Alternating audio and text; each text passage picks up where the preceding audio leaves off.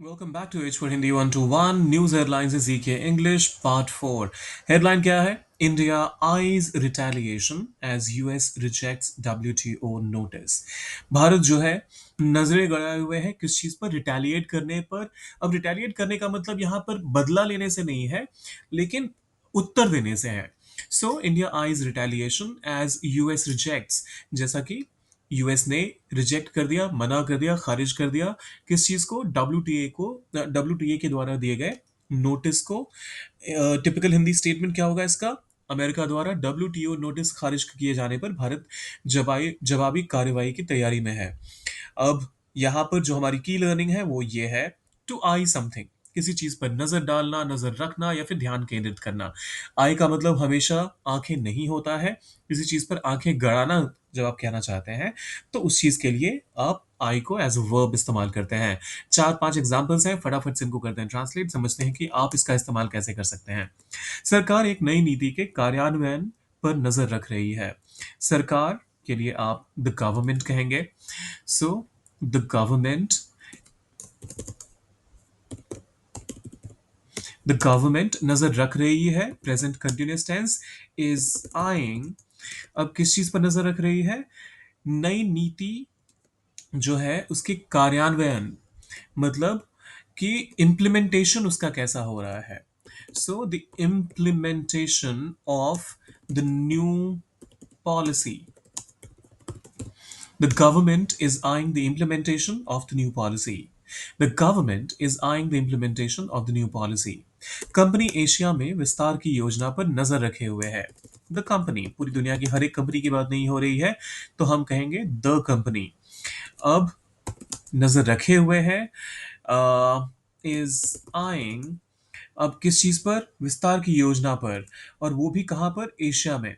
So eyeing expansion in Asia. The company is eyeing expansion in Asia. The company is eyeing expansion in Asia.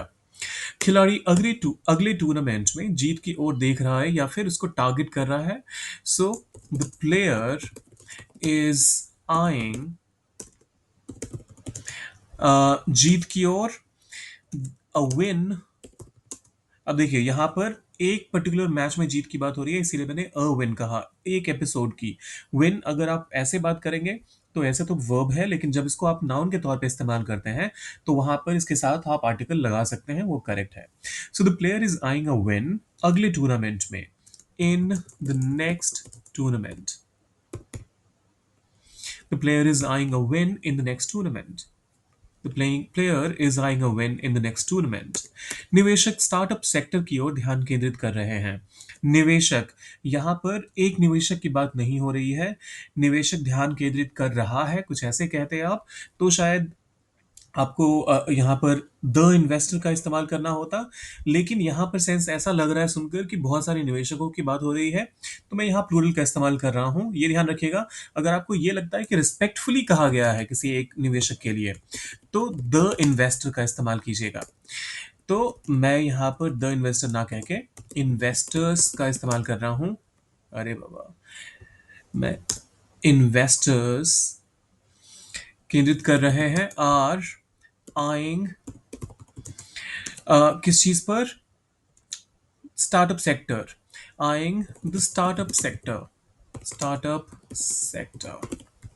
Investors are eyeing the startup sector.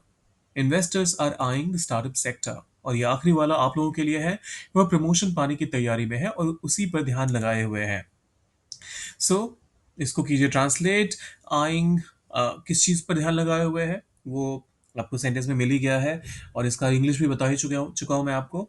तो बस इसको translate करना है, डालना है comment section में। और आप लोग वीडियोस लाइक नहीं कर रहे हैं, चैनल को भी सब्सक्राइब नहीं कर रहे हैं, फटाफट से वो भी करके जाइएगा। सब्सक्राइब और शेयर, वो भी कमेंट और शेयर वो भी तो करना ही है, करके जाइएगा सब कुछ। मिलते हैं जल्दी।